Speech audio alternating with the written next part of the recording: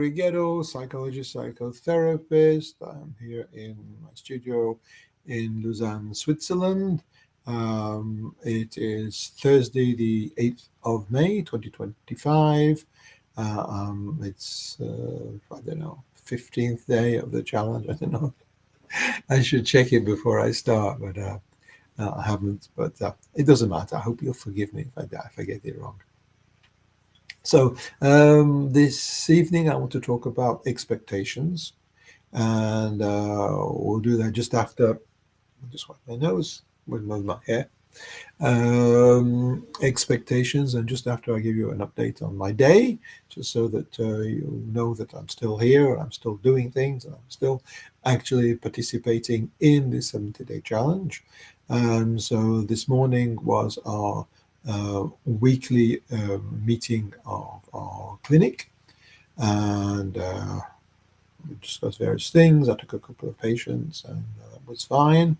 It's been quite a busy day in several things, but fortunately, one of my patients cancelled, and because they cancelled, I had the time to go to the gym, which I wouldn't later on in the day. And the reason why I can't later on in the day, it's trying to speak properly. It's a bit late. I'm a bit tired, but don't worry about it. Later in the day is because at 6 o'clock, I went to the annual general meeting of an association which is called ABBA, which is the Association Bulimia Anorexia, which works in both languages. And it was a very interesting evening because after the usual technical stuff about an AGM, of the accounts and what's happening, what they're doing, what they didn't do, and change of personnel and etc. There was a person that came and witnessed, that's the word, witnessed her experiences. And she was a woman who wasn't young. She was I think she was in her 40s. And I won't say too much about her history because I don't think it's very appropriate. But just the same, what she said is that around, I think, 38, yeah, she must have been 42, I think, 38, she suddenly started having symptoms of anorexia. Now, I didn't quite understand what had happened in her life. She had quite a lot of changes, and then she'd found a new situation that was quite in a community, which was, I would imagine, quite supportive. And there was somewhere sort of fitting or not fitting into that community that she started. I think she was a bit overweight, which is usually a good reason to start being anorexic. So she was a bit overweight. She started to diet. She started to run on a daily basis. And as she was losing weight, people were saying, oh, she's good, she's losing weight, she's looking good, she's looking healthy. And one of the problems of some people become anorexic is exactly that. They start a diet, they start training, and they usually start that because someone has remarked on their weight. But it usually happens in adolescence. And then they start dieting, and people say nice things, and then they just can't stop. Most people with diet and exercise, don't particularly like it.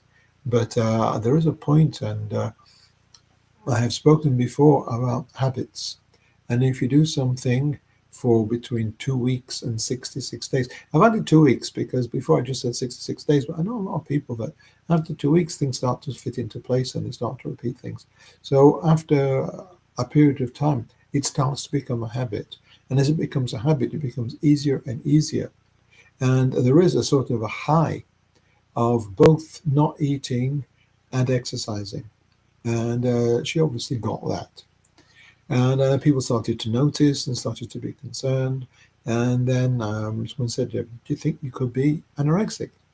And because she's an intelligent woman and not a child, she said, actually, you might be right.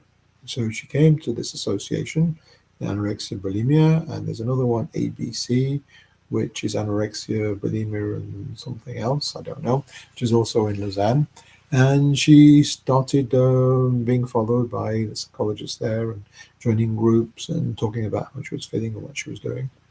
And also that the community that she was living in, there was a woman there, there was a sort of a mentor. I'll talk about mentors and things about that a bit later. That really started to look after her a lot and really pushed her to start eating, and running was just out. She had no more right to run. It's finished like that. She was like, no running. And she followed, but it took her, so she says, 3 years to heal herself. 3 years to heal herself with the help and the support of others. So that sort of got me thinking about, no, it's not true. I already started to think about the idea of talking about coaches this morning. So it just fitted very nicely into what I'd already planned to talk about. And the first thing about in expectations. Expectations are very strange things because they can be positive or negative, like everything else. If they're well placed, well positioned, and well balanced, they can be very helpful and very supportive. But if we've got parents that are a bit extreme in their expectations, either positive or negative.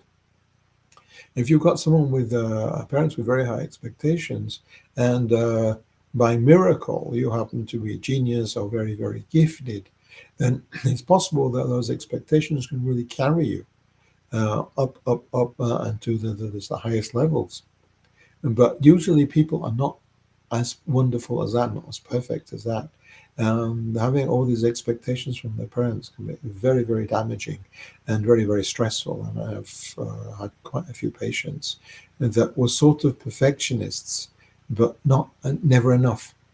And they lived with anxiety and stress chronically because what they'd integrated was this very, very high expectation of themselves. And talking about integration, everything that we feel about ourselves and others somewhere comes from our parental figures. And that's the way that we grow. That's the way that we learn. We learn how to be a human being by being with human beings. If we are growing up with human beings that are a bit extreme or a bit unhealthy psychologically or emotionally, and then that's what we integrate. The example that I give, which is the most basic example, is you get a child that's tired. And because they're tired, they're fractious. Or in America, you say fussy. And they complain, and they're in a bad mood, and they cry, and they scream, and nothing's good. And then the parent says, hey, you're tired. That's why you feel that way. Well, after a while, the child learns that feeling that way means they're tired. And if they go to bed and go to sleep, then they'll wake up in the morning and they feel better. And that's just a basic thing that we learn. If we fall down and we scratch our knee and you go home and the parent says, oh my God, I'm going to take you to the hospital, to the emergencies, to the ER, look at your knee. You think, oh my God, every time I hurt myself, I must be very fragile. I must be always in danger if I hurt myself. You learn that. People learn to be anguished with that. If kids have a little tiff between, a little fight between them, and they come home and the parent says, I'm going to phone the police, I'm going to sue them for this and for the other, what we learn is that any form of discomfort or conflict is a big deal. And nobody has the right to say or do anything that could in any way upset or hurt me. And we become hypersensitive to these sort of things. And it's very complicated. On the other hand, if we have a parent that when we come home and say, oh, I've had an argument with Bob and he's pushed me over, we say, oh, well, let's see what's happened. Do you know what upset Bob in this way? Did you do something that maybe he wasn't happy with? I mean, he shouldn't push you over. That's bad. But, maybe you also were part of that.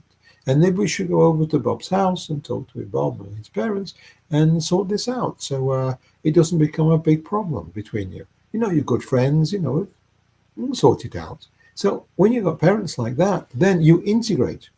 You integrate the idea that you can sort things out and that things can be, we'll find a middle ground, find a discussion, things like that.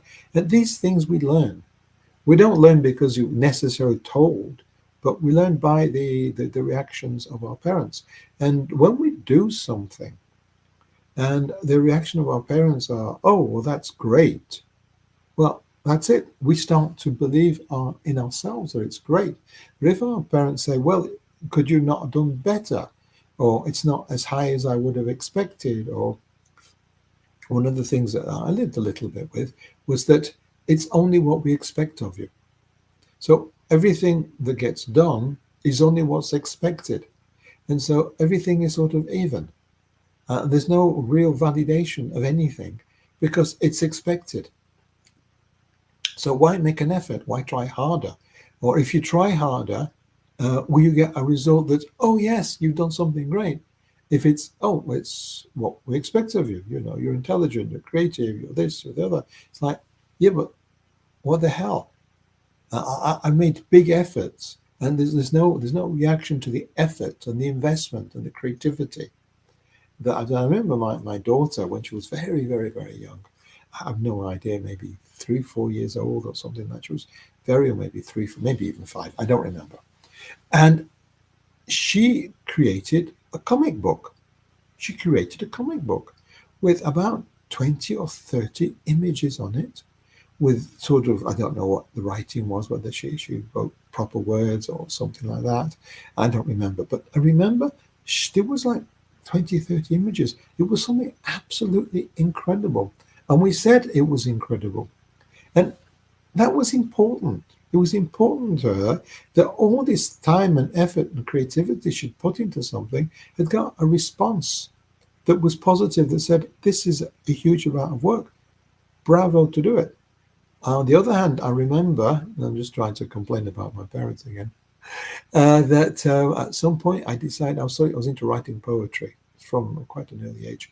And I actually created a poetry book, which I very painstakingly wrote by hand, because everything was written by hand, but I'm very bad handwriting. And I had huge efforts to write about half a dozen poems in this book that I made for my father. And he never said anything. I don't know if he liked it, if he read it, if he thought anything of it, but he never said anything. And these are the problems sometimes we have with our parents, is they don't reinforce ourselves. Because the whole point of this 70-day challenge, and for me to be talking to you every 6 nights a week, is to say you are worth it. You are somebody of value. And maybe you didn't get enough of that when you were little. I hope that you got at least one person in your environment that said you're okay. Because to me, there is a French psychologist, writer, um, Cerny, I think his name is. It'll come to me. I keep forgetting because I'm dyslexic and I forget everything. Uh, Francois Cerny, I think his name is. And he wrote about how children can be resilient. And he seemed to got this idea that they're resilient because there's something special in them. But it's not true. Not from my experience. From my experience, every patient that I've got that has shown some resilience, even if they've had a really, really poor family, problems with their parents, maybe problems with their brothers and sisters, every patient that has managed to at least hold some sort of self-image and self-confidence have had one person in their youth, in their childhood.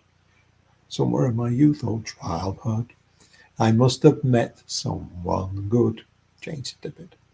And it could be a teacher, it could be a grandparent, it could be the parent of a neighbor. It doesn't really matter who it is, but you need to have one person that's a bit reasonable and that helps us build a little bit within ourselves that's healthy.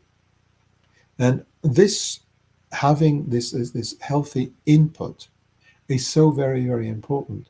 Now, how much we have that's a healthy input, how much we are independent, how much we don't need other people to be able to do things, is of course very, very variable from person to person. It's also variable from time to time, depending on 1,000 different things that are happening in your life at any point. Which is why it is also important when you have a project is to try and ascertain exactly how much help and support that you need. It's not wrong. And I made a list. So you've got therapists, you've got dietitians, you've got sports coaches.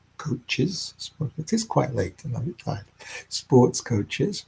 We have sponsors, especially for things like um, alcohol and drug abuse. So addicts often have sponsors. And we have mentors, which are often more for professional projects, mentoring business and professional lives. We have life coaches, and we have friends, family, and non-professional support people, and then we have associations and groups. And all these are okay. There's absolutely nothing wrong with asking for help. There's nothing wrong needing help. The project that I often offer as the secret of my success is the part that says, first of all, you dream whatever you want, and then you assess if it's realistic, if it's possible, if you can be realistically optimist that you can succeed to do something. And within that optimism, you say, what resources do I have in myself? And what resources on the outside of myself do I believe I can call on? And having these outside resources are so important because there's many things that we just cannot do by ourselves. And we're not always supposed to. I mean, we're social animals. We would live in tribes, in communities, in groups, in societies. You know, we live together in families, of course. We live together, and we live together because survival is giving and receiving from other people. That's how we survive. That's how we've survived since the Stone Age, by having other people that have supported us. Yes, we've supported them. That's the exchange, a normal exchange, but they've supported us. And in this challenge that we're talking about is that there is absolutely nothing wrong when you say, I'm going from my dream to assess whether it's realistic, whether it's possible, whether I can be optimistic that I'll get there. Then within that, there is absolutely no problem in saying, what resources do I need? How am I going to do this? Am I going to make this work? For instance, someone says, okay, I'd like to do a piece of theatre. Piece of theatre. Okay, we'll do a piece of theatre. Yes, you can do a sort of stand up by yourself in a street. It's possible, but if you want to do a show or something a bit more, you need other people to act with you. You need stage managers. You need light. You need sound. Of course, you need to have a place. You might need to have clothes. You might need to have props. It's like all of a sudden, the idea to do a piece of theatre becomes a group project because it's not realistic otherwise. And there's so many other things in life that have to be group projects. Now you say, well, for me, my project is myself. I want to change myself. Why should other people be involved? Well, other people are involved because maybe it's their work. As I said, therapists, dietitians, sports coaches, life coaches, often people that run groups. They are professionals that help with that. And then you've got other types of people that maybe would just like to help you because it makes them feel good, or because they're friends, or because they don't want to see you suffer. This woman that was anorexic that had a mentor, the mentor, she was there, and then she just, it was her responsibility to bring this woman into the group and to look after her a bit, but it wasn't really her job to go with her to these associations and to go to dietitians with her. And then what she did do at one point is that she organized with the people that were eating with them, for the people that were eating with them to eat more, to eat desserts with lots of cream on and things like that they actually changed their eating habits short term because they want to get hope they didn't. No one says they got obese, so I think it wasn't for a very long time, but just long enough to support this woman starting to eat differently. And it was just a beautiful story. And we are together. We are all doing something together. And I don't know what your particular challenge is, but I'm here for you. I'm here to support you doing your challenge. And your needing me helps me to motivate myself because it's interactive. You can write messages, by the way, that your needing me and your being here supports me in energizing myself and giving myself a push, giving myself a support. And that's very important for me. And I wouldn't be doing this today if it wasn't for the idea that I would be doing this for everybody else. My initial plan was once a year, January to March. That's it, nothing more. And then somebody said, "Why don't you give a conference?" And I said, "Okay, I'll do a conference." And he said, "What do you want to do a conference on?" And I thought, well, why not the 70-day challenge? Why not invite people in the conference to start the 70-day challenge with me, which some of them have done, and we go forward with that. And it's only because that other people were interested to do it that I've done all this effort, both for myself and for you, because you're worth it. And so the role of the coach is not only to see from the outside, but to help you build inside you that coach, to be your own coach, to be your own support, to be your own discipline, to have to be a motivator towards your goals. And the other thing that's very, very, very important is that the coach has to work. I mean, if it's a business coach, it's a different thing. But for everything else, say, for instance, you have a coach that is helping you, mainly more a sponsor. It's true. A sponsor for people with problems with addictions is, what does the sponsor do? The sponsor offers you emotional support. It's not necessarily much practical support. It's like, I don't feel well. We'll talk about it. Tell me how you're feeling.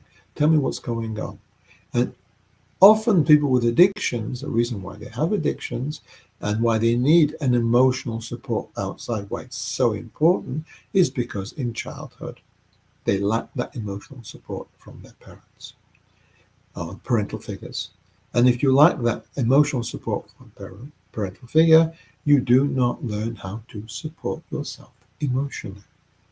And it all comes round to the fact is that the support that we get and the expectations that people have of us form us. And that's the way we become ourselves. And what is interesting now is that you're coming for help, for support, to change something. That is so important because what it shows is that there is a part of you that's healthy. I say often that we are like a committee. We're a group of different processes, sort of inside out, vice versa, or whatever particular Pixar name you use for those films. And the idea that there are different parts of ourselves that are in interaction and sometimes in conflict is, for me, totally normal and explains the way that we function. My first boss, Gerard Salem, who was a brilliant psychiatrist, weird, problematical, but brilliant. He wrote a book called The Therapeutic Combat Thérapeutique in Français. And it was sort of a joke between the fight between the therapist and the patient. Now, I understand that, but actually the way I see it, which is much, much more important, is the fight between the patient and themselves. Because anybody that comes to therapy, if they didn't have a negative side that was stopping them getting things done, they wouldn't need a therapist. They just do it. On the other hand, if they didn't have a positive side that says they could change, they should improve, they can make things better, they wouldn't come to therapy either, because they'd just say it's not worth, nothing can change. It's like, this is a mess. So the fact that someone comes to therapy shows that there is a part of them which is healthy and wants to get even more healthy, and there's a part of them that's less healthy that is stuck in old patterns of whatever type of behavior they've had, which has been successful for survival, but not necessarily for having a quality of life. And my job is to help support the healthy part to get stronger and to be richer and more powerful and to take more place. And the part that's negative, which we all have, and which gets stronger and weaker, as we go on. Everybody has different days, good days, bad days, good weeks, bad weeks. Women have their periods, men have problems at work or bills or other conflicts. We all have lots of different things that happen and that can sort of make the balance be more positive or less positive and more negative. But my job and the job of any coach of any name, mentor, sponsor, whatever, is to help build in you, that positive side, that bit of you that says, I can do this, I can succeed, this is worthwhile, I'm going forward, I'm not giving up. And that's so important. And that's what a good coach will actually do. They will integrate their view into yours, and you will become a part of them. I have patients that come to me and say, "Oh, a very interesting discussion with you last weekend." And I thought, "Oh, I don't remember having a meeting with them the weekend." And I said, "Well, tell me about it. Maybe I can bill you." And they say, "Yeah, I was feeling badly, and I went to the kitchen, and I thought about you being there, and I talked to you because I know what you're going to say, more or less." It got sorted out. And this idea that my patients integrate me or see me on the outside or communicate in an idea that I'm there is so important to their process of healing, because I can't be there 24/7 for the rest of their lives. It's just not realistic. And it's obviously not what I want to do. And it's certainly not for them to be dependent on me. But in a way, for them to need whatever it is that I can give them, because in their past they never had it. After a while, they integrate it. And then they start to function better, because anything positive or useful or helpful that I can say or do for them, they do it for themselves, because that part, they're in on their committee on the inside. There's a Gary Gerdo, and that Gary Gerdo, when he gets the chance to speak, hopefully he says something useful and helpful. So this is the message of today, is that try and work on integrating. Don't try, succeed to work on integrating everything that's positive, everything that's dynamic, everything that's going to take you forward into yourself. And the more you integrate that, the less you need people from the outside to be able to succeed. And when you don't need other people to succeed, but you want to be with them just for the pleasure and maybe to help them, those are really healthy relationships. So that's the subject for tonight. Find the help that you need and see what you can to integrate that help into yourself. Today's Thursday. Tomorrow is my day off. It's the only day that I don't do a live. So I'm going to enjoy that. I am here as usual every day of the week. Sunday, Monday, Tuesday, Wednesday, Thursday at 8:30 CEST, Central European Summer Time. I'm here on Saturday at 4:30, and 4 o'clock is French, 4:30 is in English. And that's about it for now. Please like, subscribe, share with your friends, write me a note. Do what you can. Remember, this is totally, completely free. If you can get other people to come and join, and then it's going to do them good, and hopefully they'll like you for it. So that's all for now. Thank you for your time. Thank you for sharing. And I'll speak to you either on Saturday afternoon or Sunday evening. So, bye for now. This is Gary. Boop.